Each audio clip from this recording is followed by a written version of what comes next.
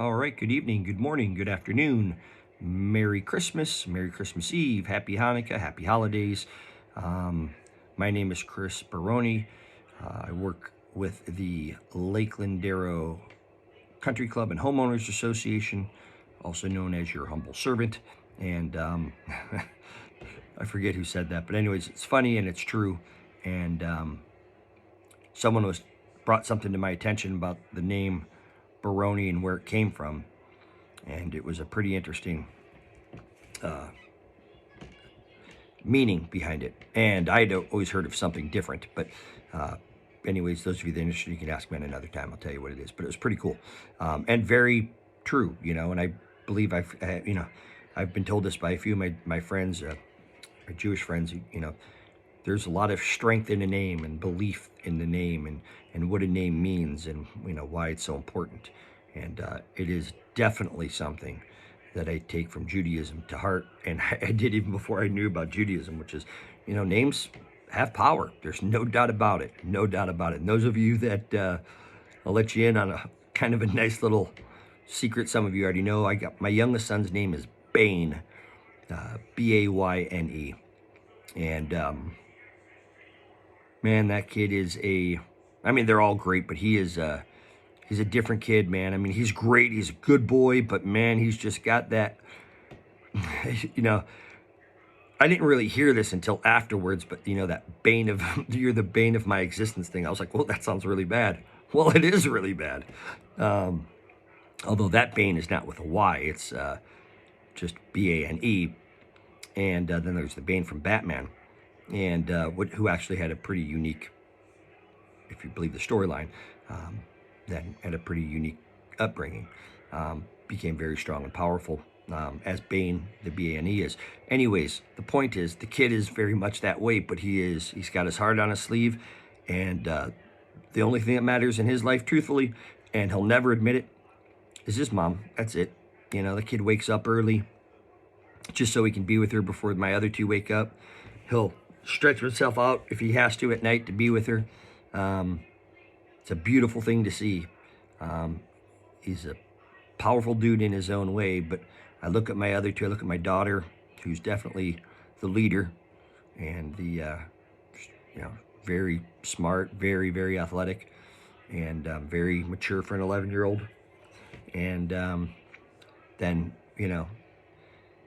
Diane obviously being a fairly powerful name, and then my son, who's not a junior or a second, he's his own, Christopher. He's just, in truth, I will say this, he is almost everything I wish I could have been when I was growing up. He's definitely a great boy. He has such a magnificent personality. He's so much like his mom in that way, and then so much like his grandfather in that way. And he's, little bit, I wouldn't say passive, but he's chill. He's just super chill, and everybody loves him, and he just is so cool and calm, and just loves everybody. But he's just, he's so middle child. It's the craziest thing. It's funny because in around his head, he's got like I'd say medium color brown hair, but he's always had like this around here. Not like me, mine's gray. But he's always had like up and around through this area. For whatever reason, he's got like it's like light. It's like a lighter color brown, almost with a blondish thing. And I always say, that's like his halo, because the kid's an angel. He really is. Everybody that's met him, everybody that talks to him, all his teachers, they love that kid. And it's easy to understand why. You almost, when you hear me, I almost feel bad because it almost sounds like I'm taking a favor on each one. But those of you who have children know that that's the case. It's just they're all so awesome and unique in their own ways. And you got to, the one thing I'll say about Christopher is he's definitely, I always catch myself having to pay attention to the guy, because he's just so chill. Like, he's not out there for the attention. But yet he's so like attractive. People are so like drawn to him, and they always say it's because he's got like eyes like a deer. He's just got these big brown eyes, and he's just looks so innocent he is, and you know, it's funny because he'll do jujitsu, and there's no kids in that class that are as kind and as sweet as doing jujitsu as him. I mean, it is just amazing. But he's good. He's really, really good. It's funny. But anyway, the whole point of this video wasn't to get off on that, but they're my children, so there you go. Love them to death. It's an honor to be their father. And on to the reason why I had this video, and I just probably, for some of you, wasted 5 minutes and 40 seconds. Okay, so the point of the video is I wanted to make sure that we went over a few of the things regarding the membership meeting that was had on Monday, and I'll try to get through this pretty quickly, and I'll be as quick and concise as I can. Bottom line is, if that's all you wanted to hear, is you wanted to get an update on the meeting, is it did not succeed, it failed. Anybody who understands the bylaws, understands the civil code, understands recall elections, this isn't a debate. This isn't, I mean, it can be. I mean, I'd be more than happy to have a debate with anybody on it, because it would be a one-way, you know, ass-whooping contest, because it's very clear. And 180 votes doesn't get you a recall. 180 votes could get you a general election. It just doesn't get you a recall. And for damn good reason. It's also a reason why Michael Allen was even on the board when the recall had, because with the same number of votes, he could have been kicked off as well. Just, we didn't want to waste everybody's time and effort, because you need 230 votes to get somebody or to get a board recalled. 230. Okay. And then that's to open them, but you need 230 affirmative votes. Now, let me explain. First, let me go to your bylaws, page 6. Okay, page 6 of your bylaws. Look at the, there on the very bottom, it's going to say section 3. It's going to say removal and vacancies. Notice it doesn't say general election or election. It's just the removal, okay? After someone's been elected or appointed, it's the removal or the vacancy. So I'm just going to talk about the removal part, okay? Because that's what this was. A recall was the removal. It says, the entire board of directors or any individual director may be removed from office with or without cause at any time by a vote of the majority of the votes held by the entire membership of record at any regular or special meeting of members, duly called, and a successor or successors may then there be elected to fill the vacancy or vacancies thus created. Any director whose removal has been proposed by the members shall be given an opportunity to be heard at the meeting. Okay, there it is in its entirety right there for the removal. Okay, I'm going to read the part that, because we won't read the whole thing, that makes this very clear that 180 votes doesn't get you anything. Again, general election, we can talk about that. I'll do it briefly at the very end. A recall's different. What it says here, it says, any individual director may be removed from office with or without cause at any time by a vote of the majority of votes held by the entire membership of record at any regular or special meeting of members. So Monday was a special meeting of members, okay? It says clearly, any individual director may be removed from office with or without cause at any time by a vote of the majority of votes held by the entire membership.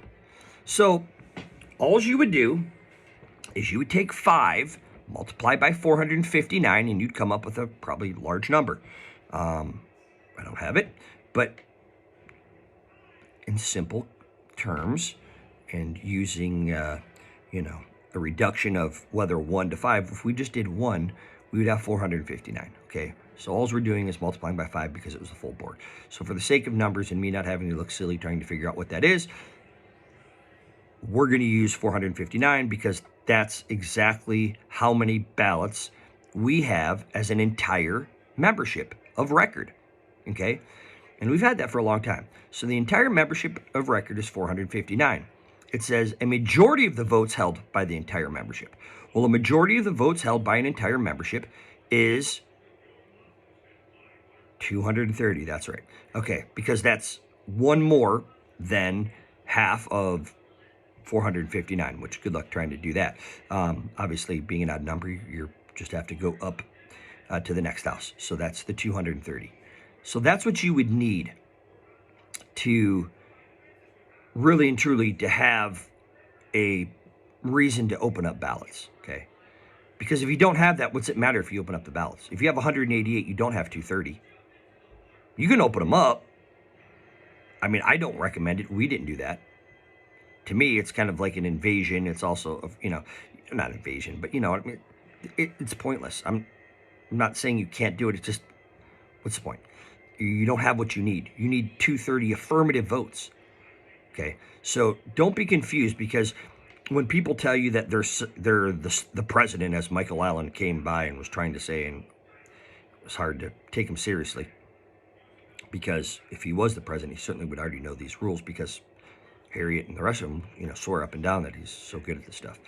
But then there's just me here making sure you know what the truth is. Okay. It doesn't matter what people email you. It matters what the law states. It matters what our bylaw states. It also matters, that we do the right thing. We could have used the same strategy to get a director out. Why would we not want to remove any director, whether I liked him or didn't like him, whether you liked him or didn't like him? Because our general election is like the election that determines our board. We acknowledged it. So if you didn't like the 5 members, tough. That's who got on. You don't have to like it. It's not about your feelings and what you like. It's about how the process works. The process works in a general meeting is that if you have a quorum, and by the way, this is where things are getting really complicated for some. Notice how I haven't even brought up the word quorum when it came to the removal. Okay, when you hear Harriet or Michael Allen or somebody who doesn't know what they're talking about bring up a quorum, that's great for a general election. So if what they were conducting on Monday was a general election, then presumably the numbers that they came up with would be the results. Okay? But that's not what this is. And that's a good reason that we keep a recall, whether you like them or not, whether you like the recall or not. High standard or higher standard for, benchmark for doing it. The reason being is, so 244, I think, ballots were turned in. So when I say 244 ballots, what I'm saying is 244 homeowners decided to turn ballots for the election back in like April, May, whenever it was. Okay. The outcome of that is the current board. And you don't want to undermine that. That's the election. This is the recall. Okay. It's not another general election. It's a recall. And the recall requires that you have at least 200 votes to even open them up. What happens is people hear that and they want to attach the word quorum to it. Well, a quorum is a quorum. Okay, that's it. In a general election, if you don't have a quorum, you then can reduce the quorum, which is not called a quorum, it's a reduced quorum. A quorum is always, at least so far with us, 230. But a quorum would be, and you can see how people are interchanging the word, a quorum would be, in a general election, what you need in order to open up ballots, okay? It shouldn't, in my opinion, it shouldn't have been done. I can tell you, when we had 189 just recently for the Michael Allen recall, we did not open up ballots. It didn't make sense. You don't need to. You don't have 230. So people go, oh yeah, well, they have a majority of votes. It doesn't say a majority of votes and then period. What it specifically says is a majority of votes, not a period, held by the entire membership of record at any regular or special meeting of members, right? We've got to read it. And then I read you the last part of it. So it's a majority of the votes held by the entire membership of record. That's 459 times 5, okay? To get to the 5, you have to first get to the whether or not you get a recall. That's where it's the yes or no vote. You have to get affirmative. Well, yeah. Okay. You wanted to cite civil codes, corporation codes, blah, blah. Okay. So I'm going to direct you to Civil Code 4065.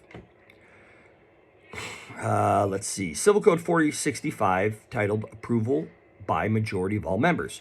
California Civil Code, Part 5, Common Interest Developments, Davis-Sterling Common Interest Development Act, Chapter 1, General Provisions, Article 1, Preliminary Provisions, Civil Code 4065, Approval by Majority of All Members. Wow, that's a whole freaking mouthful there. Here's what it states, okay? And then it's over. And then we don't have any more confusion. If a provision of this act requires that an action be approved by a majority of all members, And here it says a majority of all votes held by the entire membership. Here it says in the code, a vote of a majority of votes to be cast. So let me read that again. If a provision of this act requires that an action be approved by a majority of all members, the action shall be approved or ratified by an affirmative vote of a majority of the votes entitled to be cast. Entitled to be cast. So, again, in this code, which is our civil code, 4065, if a provision of this act requires that an action be approved by a majority of all members, the action shall be approved or ratified by an affirmative vote of a majority of the votes entitled to be cast. Here's what it says in our bylaws. Any individual director or directors may be removed from office with or without cause at any time by a vote of the majority of the votes held by the entire membership of record at any regular or special meeting of members. Just because you go around telling people you're the president or you got elected, you weren't and you're not. You may be in whatever, when the next election is going to be, but not in a recall. You don't want to have, because out of the 180 some odd votes, like 150 wanted the recall. So 150 people aren't going to nullify 244, nor should they. Remember, general election, recall. General election gives you, if you didn't have a general election, there'd be no recall. Fair enough? In association with what we're doing here. You either have a general election and then you have a recall. So when this all began, you had to elect had to elect a board of directors. That's why this was created. Again, it's right here for you. And again, I direct you to Civil Code 4065, and where it specifically states that a provision of this act requires that an action be approved by the majority of all members, that the action shall be approved or ratified by an affirmative vote of a majority of the votes entitled to be cast. So again, if a provision of this act requires that an action be approved by a majority of all members, the action shall be approved or ratified by an affirmative vote of a majority of votes entitled to be cast. There you have it. It would be very hard to say 180 is a majority when we have 459. Okay. There it is. I wanted to make sure you guys know we're not going to continue to go back and forth with people who have no idea how to balance a checkbook, have no idea how to run a business, and haven't got a single clue about what it is to be thankful for what you've gotten over the course of the last month or so. I'm sorry, year or so. So keep that in mind, because these people are going to try to run for the board, and they can't even get the simple stuff right. All right? In either case, please, even all of you who thought that you had won something, take the time to reflect on what's going on. The most transparency we've ever had by far, and we can see how transparency works against everybody by those who want to weaponize it, and how lucky we are to live where we are, and how thankful I am to have, yes, even some of you that I vehemently disagree with as my neighbor.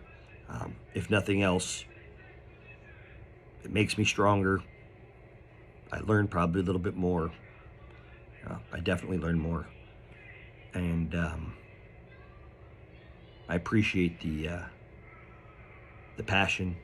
I appreciate the civil conversations. And regardless, I really and truly want everybody to have a very happy holidays, a very Merry Christmas, and a happy Hanukkah. And look forward to seeing you guys soon. Thank you.